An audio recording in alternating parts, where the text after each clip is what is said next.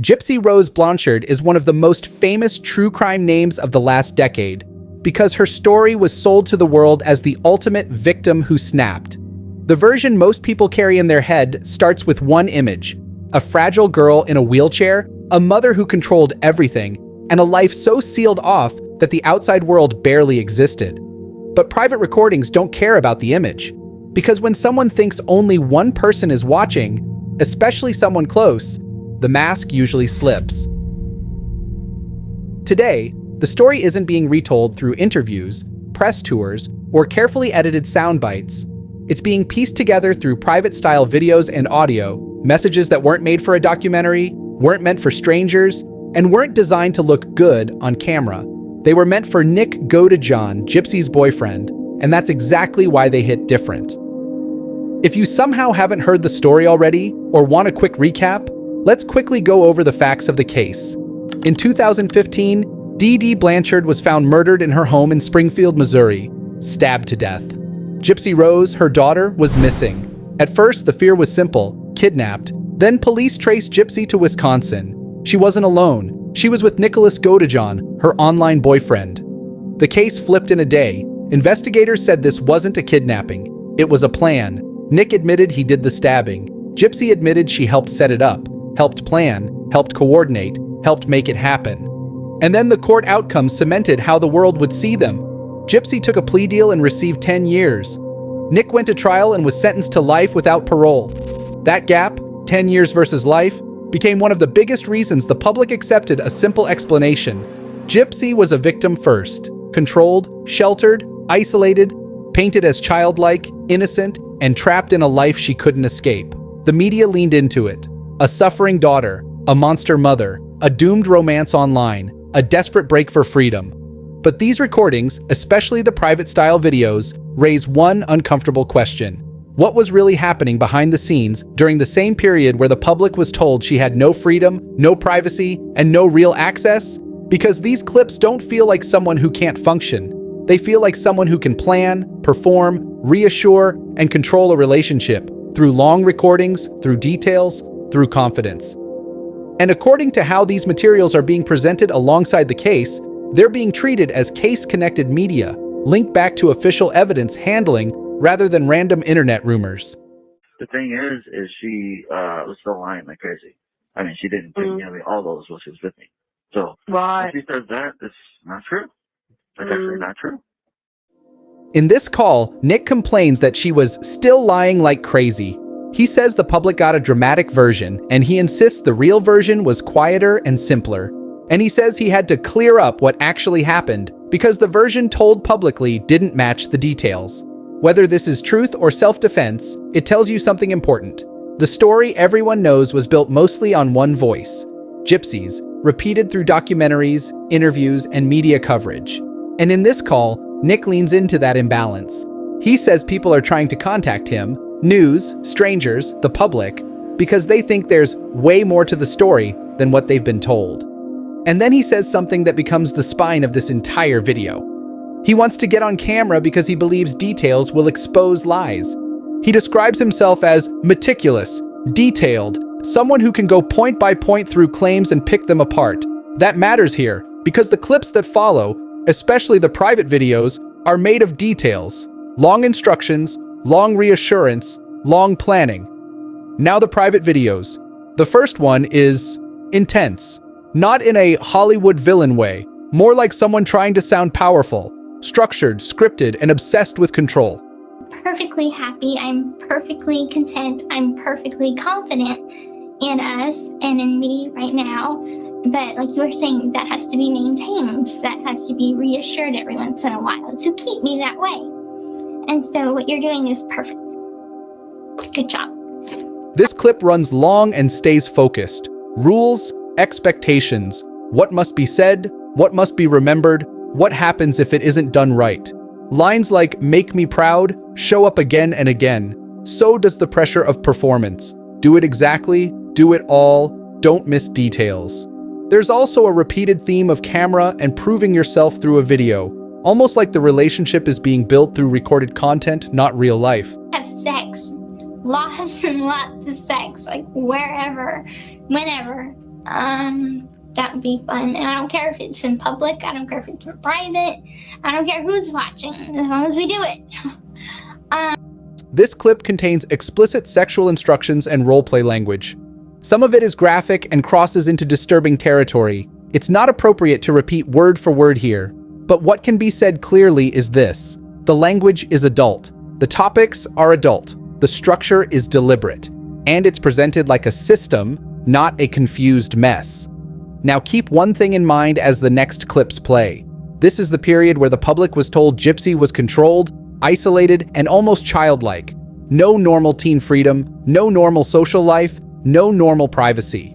Now listen to how casually adult life shows up in these messages. Not, please let me know, because this needs to be planned weeks in advance, because I'm only fertile for like 6 days out of a month. So I really need to make sure that your parents are cool with you taking the bus, that everything's all cool and everything's all ready. I'm going to be sending the envelope with the $400, and you have 100 at home, so that makes $500. Sorry, I'm not. Dude. Next is the clip that crosses into crime talk. A warning here, this segment includes discussion of stealing and harm. None of this is being repeated as tips. The point is what it reveals about mindset and how openly it's discussed. Okay, also, one of my skills, it's not really evil, it's just bad, is stealing. And that's the thing that I'm best at, along with being seductive. Those things, two things I'm best at. So I'll give you a couple of examples. Well, do you know what a barcode is? I bet you do. And that stealing segment isn't even the most revealing part of these private recordings. She then says something that changes how you hear everything that comes after. She casually admits she can pass as way younger than she really is. Get inside the buggy and you push the buggy and just make up a story like I'm your handicapped sister or whatever, and you just put me in the buggy because I'm small for my age. So I can easily look 12 or 13 to make it easier. That line matters for one reason. It shows awareness. She's not just talking about a fantasy persona or being cute. She's talking about how she can look to other people and how that can work in her favor. And it raises a simple question. If she knew she could pass as 12 or 13, what's to stop her from using that on purpose when it benefits her? To strangers, to store employees, to anyone watching from the outside. Because the public story says she was helpless and childlike. But here, she's describing something different. The ability to control how she's perceived. And when someone can control how they're perceived, they can control what people believe. Right after that, the Demona persona shifts from, look what I can do, into something way darker. Control, punishment, and violence. Spoken out loud, on camera, like it's normal. Hello, Sir Blackwood. It is Demona. That line matters because it makes something clear. Demona isn't a separate person in the room. It's a character Gypsy is using while she records private videos for Nick. So when you hear Demona, you're still hearing Gypsy, just through a different mask. Now listen to how she describes what she's capable of and how calmly she says it. I'm a slut, but I do have an evil streak. I can torture somebody. I can do anything except a few things, which is I can't hurt Gypsy's mother. Like, I can't physically harm her. And I can't Nick, because those two people are off limits.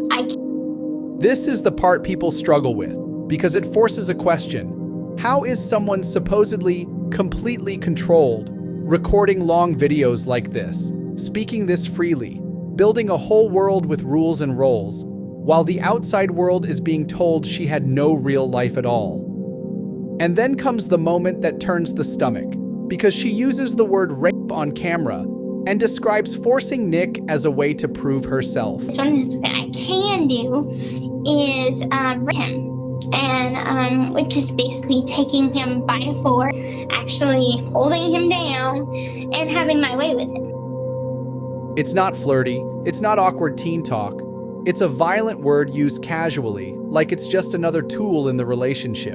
And right after that, she starts describing restraint, tying him up, tying him to things, and taking control in a way that's clearly meant to sound serious. As far as raping Nick, there are lots of ways I can do that. I can tie him to a chair. I could tie him to a bed. I can tie him to anything. If you're watching this and thinking, this doesn't sound like the Gypsy I've seen in interviews, that's the point. Interviews are public. These recordings were private, meant for one person. And when someone believes only one person is watching, they don't perform the same way. In this clip, Gypsy reassures him about his body, not as a joke, not as gossip, but as a serious, intimate conversation meant to calm insecurity and lock him in. What you're saying about your penis size. I have no trouble with the size that it is. It's big enough to me, and I think that you're the perfect size. Of course, I would support you if you wanted to go an inch bigger. Listen to what she's doing there. She's not confused. She's not embarrassed. She's not acting like a sheltered kid who doesn't understand adult topics. She's guiding him through his doubts, building his confidence, and keeping him attached. This next clip contains disturbing references, which I am not allowed to show fully on here.